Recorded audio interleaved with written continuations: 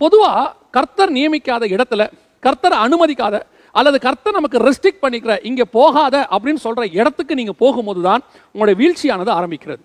பொதுவாக நம்ம நமக்கு எதிரி எங்கே இருக்கிறான், பிசாசு எங்கே இருக்கிறான், நீங்கள் நினைக்கிற மாதிரி பிசாசு சுடுகாட்டில் இருக்க மாட்டான். சுடுகாட்டிலேருந்து பிசாசு பைபிளில் இருக்குது, கல்லறையிலேருந்து அவன் வந்தான்னு சொல்லி.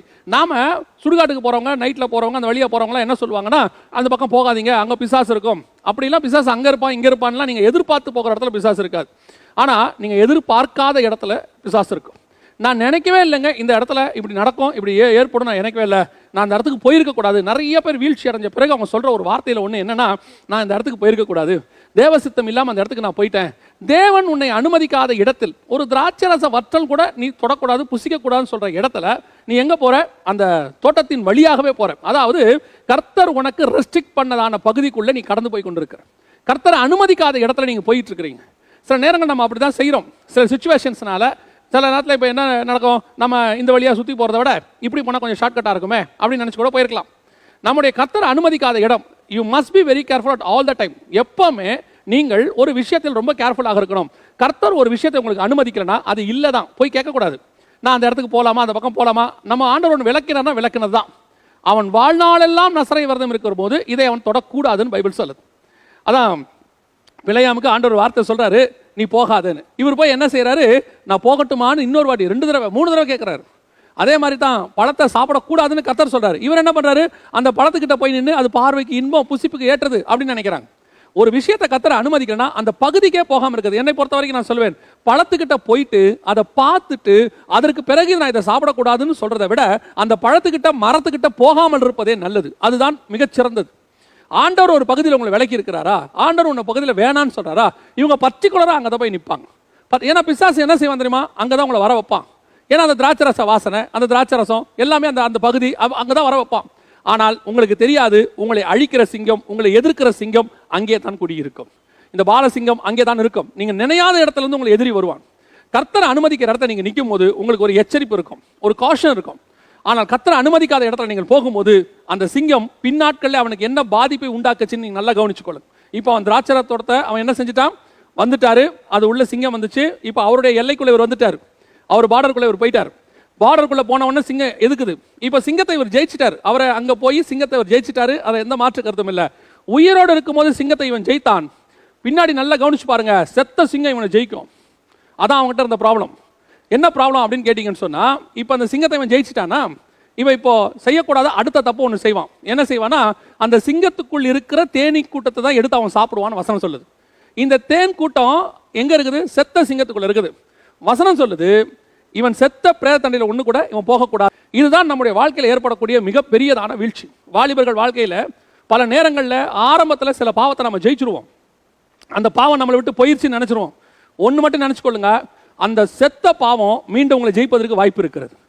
பாவம் உயிரோடு தான் இருக்கும், நாம தான் பாவத்துக்கு சாகணும். பாவம் பிசாசு இருக்கிற வரைக்கும் பாவம் இருக்க தான் செய்யும். நாம் அந்த பாவத்தை ஜெயிச்சுட்டு வந்திருக்கிறோம். ஆனால் திருப்பி அந்த பாவம் உங்ககிட்ட வராமல் இருக்கிறது உங்க கையில் தான் இருக்குது. பைபிளில் பாருங்க, பிசாசை விரட்டுவோம், போற பிசாசு திரும்பி வரும். அந்த வீடு காலியா இருந்தா அது உள்ளே வரும். வீடு காலியா இல்லாம பார்த்துக்கிறதா நம்ம வேலையை ஒழிய திரும்பி பிசாசு வராம உங்களால பண்ண முடியாது. அதை தான் திருப்பியும் சொல்றேன், பாவம் இருக்கும், அந்த பாவம் உங்களை தொடாதபடிக்கு நீங்கள் பாதுகாத்துக்கணும். ஒரு பெரிய பரிசுத்தவன் நிமிதமாய் சொல்வார், உங்க தலைக்கு மேல குருவி பறக்க தான் செய்யும், அது தலையில கூடு கட்டாம உங்களை நீங்க தான் பார்த்துக்கணும். அதான் உண்மை. சிங்கத்தை ஜெயிச்சிட்டாரு யாரு, சிம்சன் ஜெயிச்சிட்டார். ஆனா உயிரோடு இருக்கும்போது சிங்கத்தை இவர் ஜெயிச்சாரு. இப்ப செத்த சிங்கம் இவரை ஜெயிச்சிருச்சு. காரணம் என்ன தெரியுமா, is standing in the wrong place. வாலிபர்கள் இவ்விதமாய் செய்வார்கள். எப்படி தெரியுமா, ரட்சிக்கப்பட்டு வந்துருவாங்க, ஆண்டவர்களை ஏற்றுக்கொண்டு வந்துருவாங்க.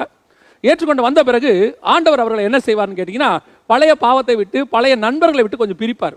அது யூஸ்வலா நடக்கும், கம்பல்சரி நடக்கும். என்ன நடக்கும், நீங்கள் ஏற்றுக்கொண்ட உடனே ஒரு சிலரை விட்டு கர்த்தர் பிரிப்பார். என்ன காரணம் அப்படின்னா, அவங்களுக்குள்ள நீங்கள் விட்டுவிட வேண்டிய பாவங்கள் அவங்களுக்குள்ள இருக்கும். நீங்க அவங்க கூடவே இருந்தீங்கன்னா அந்த பாவம் உங்களை டெம்ப்ட் பண்ணிக்கிட்டே இருக்கும்.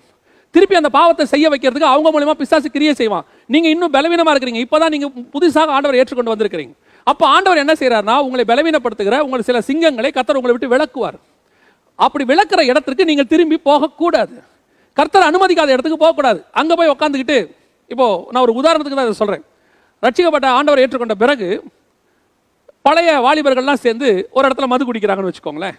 எல்லாம் ஒரு இடத்துல உட்காந்து அரட்டை அடிச்சு பயங்கரமா சிகரெட் எல்லாம் பிடிச்சிட்டு உட்காந்து இருக்கிறாங்க.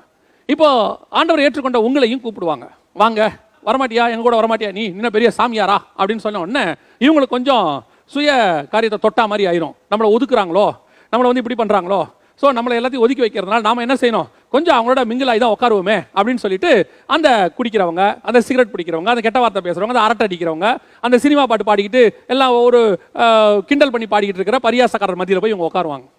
உட்கார்ந்த உடனே அவங்க எல்லாம் குடிப்பாங்க. குடிக்கும் போது இப்போ உங்களையும் சொல்லுவாங்க, நீயும் கொஞ்சம் குடி, நீயும் ஒரு சிகரெட் பிடி. இவங்க என்ன சொல்லுவாங்க தெரியுமா, நான் அதெல்லாம் செய்ய மாட்டேங்க, நான் அதெல்லாம் செய்ய மாட்டேன், நான் ஆண்டவராக இயேசு கிறிஸ்துவை சொந்த ரட்சகராக ஏற்றுக்கொண்டேன், ஆகவே நான் அதெல்லாம் குடிக்க மாட்டேன். இப்போ அவங்க என்ன சொல்ல போறாங்க, அங்க இருக்கிறவங்களா, ஓ உன் தேவன் இவ்வளவு நல்லவரா, நீ ஆண்டவரை ஏற்றுக்கொண்ட நிமித்தம் குடிக்கிறதை விட்டு விட்டாயா அப்படியா கேட்க போறாங்க. அடுத்த வார்த்தை அவன் என்ன சொல்லுவான் தெரியுமா, போடா, இனி ஒரு காலத்தில் பண்ண அநியாயம் எங்களுக்கு தெரியாதா, நீ பண்ண அக்கிரமம் எங்களுக்கு தெரியாதா, நீ எங்க கூட உட்காந்துட்டு எவ்வளவு வேலை பண்ண, ஏன் நாங்கள் குடிக்கிறதுக்கே நீதான காரணம், உன்னுடைய பழைய பாவங்களை உனக்குள்ளே சொல்வார்கள். இப்பொழுது கர்த்தர் வேறு பிரிச்சு உனக்கு ஒரு வாழ்க்கை கொடுத்திருக்கிறாரு, அந்த பரிசுத்த வாழ்க்கை அவர்களால் கேலி பண்ணப்படும், அந்த வாழ்க்கை அவர்களால் பரியாசம் பண்ணப்படும். இப்போ நீ அங்க போய் எதுக்கு உட்காந்துருக்கிறோம், சில ஆட்கள் அதுக்கு ஒரு நியாயமான காரணம் சொல்லுவாங்க, அப்படியாவது நான் அவர்களை போய் ஆண்டவருக்குள்ள கொண்டு வரலாம், சுவிசேஷம் சொல்லலாம்னு போய் உட்கார்ந்தேன் அப்படின்னு சொல்லுவாங்க. நல்லா தெரிஞ்சு கொள்ளுங்க, உங்களை சுவிசேஷம் அவர்களுக்கு சொல்ல வைக்கிற காலம் ஒன்று வரும், அப்பொழுது கர்த்தர் கொண்டு போவார். இது அல்ல, அவங்க குடிக்கும் போது உட்காந்துட்டு நீங்க சுவிசேஷம் சொன்னா அவங்க கேட்டுருவாங்களா? அவங்க ஒரு இடத்துல உட்காந்து எல்லாரும் மது குடிச்சிட்டு இருக்கும்போது நடுவில் உட்காந்து மனம் திரும்புங்கள் பிரியமானவர்களை அவங்க கேட்ட போறேன்னா, இதுதான் செத்த சிங்கத்துக்குள்ள இருக்கிற தேனி. அதுல வேற நம்ம ஆட்கள் சொல்லக்கூடிய ஒரு விஷயம் என்னன்னு கேட்க தெரியுமா, அங்க போய் உட்காந்துட்டு சொல்லுவாங்க, ஒரு கொக்கோ கோலா அப்படிம்பாங்க. என்னன்னு கேளுங்க, அவங்க எல்லாரும் குடித்தார்கள், மது குடித்தார்கள், நான் மாத்திரம் அவர்கள் நடுவிலே உட்காந்து கொக்கோ கோலா குடிச்சேன். அதனால தூரத்துல இருந்து பாக்குறவங்க என்ன நினைப்பாங்க, 50 அடி 100 அடியில இருந்து பாக்குறவங்க என்ன நினைப்பாங்க, அங்கே ஒரு 15 பாவிகளும் ஒரு பரிசுத்தவானும் உட்கார்ந்து இருக்கிறார் பாருங்கள், அப்படியா சொல்ல போறாங்க? இல்ல என்ன சொல்லுவாங்க, அவர்கள் அத்தனை பேரும் மது குடிக்கும் போது நடுவில் ஒரு கொக்கோ கோலா கோப்பை இருக்கிறதே அப்படின்னு சொல்ல போறாங்க. இன்னும் சொல்ல போனா அவங்கள விட உங்க கோப்பை தான் பார்க்கறதுக்கு மது கோப்பை மாதிரியே தெரியும்.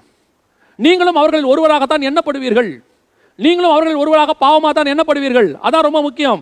உயிரோடு இருக்கும் போது பாவத்தை ஜெயித்த நீங்கள், இப்போது அந்த பாவம் செத்து விட்டது உங்களுக்குள்ள, ஆனா உங்களை ஜெயிச்சிருச்சு, உங்களை அது ஜெயிச்சிருச்சு.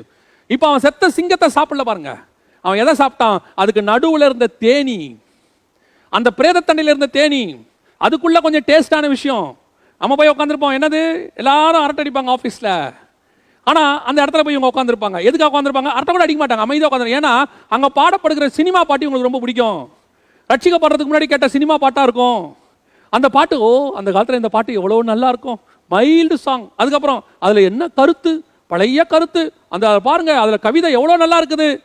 செத்த சிங்கம், அது உள்ள இருக்கிற தேனி உங்களை ஜெயிக்குதுன்னு அர்த்தம். அந்த தேன் கொஞ்சம் டேஸ்டா இருக்குது, ஆனா இருக்கிறது எங்க, செத்த சிங்கத்துக்குள்ள. இன்னைக்கு நிறைய பேருக்கு தேனு தான் தெரியுது ஒழிய சுத்தி இருக்கிற செத்த சிங்கம் தெரிய மாட்டேங்குது, அசுத்தம் தெரிய மாட்டேங்குது.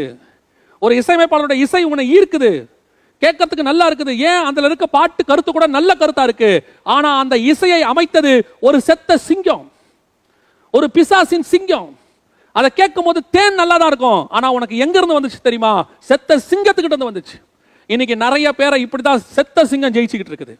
உயிரோடு இருக்கும்போது விட்டுட்டு வந்துட்டாங்க, ஒரு நாள் இவங்க ஜெயிச்சிட்டாங்க. அதை நான் இனிமேட்டு எனக்கு அது வேண்டாம், அந்த பாவம் வேண்டாம், அந்த சினிமா வேண்டாம், எல்லாத்தையும் தூக்கி போட்டு சோத்திரம் சோத்திரம் சோத்திரம்னு பரிசுத்தாவியை பெற்றுக்கொண்டு ஜெபம் வேதவாசி இப்படி ஓடின ஒரு கூட்டம் இருந்துச்சு. ஒரு நாள் வந்தது 10 வருஷம் 20 வருஷம் கழிச்சு வழி விலகி போனார்கள். எதை பார்ப்பதற்கு, செத்த சிங்கத்தை பார்ப்பதற்கு. எதை பார்ப்பதற்கு, செத்த சிங்கத்துக்குள் இருக்கிற தேனியை ருசிப்பதற்கு. Very careful. ஆண்டவருடைய சொல்லாத இடத்துல நின்னா உன் வீழ்ச்சி, கர்த்தர் அனுமதிக்காத இடத்துக்கு போனீங்கன்னா உங்க வீழ்ச்சி. நீங்க அங்க இருக்கிற ஒரு சின்ன சின்ன நல்ல காரியத்துக்கு, அதான் நான் சொல்லுவேன், நன்மை தீமை அறியத்தக்க கனி இருக்குதே, அது வெறும் தீமை நிறைந்த கனி அல்ல, நன்மையும் நிறைந்த கனி. அதுல கொஞ்சம் நன்மையும் இருக்கு. அந்த நன்மையை காட்டித்தான் பிசாசு உங்களை இழுப்பான்.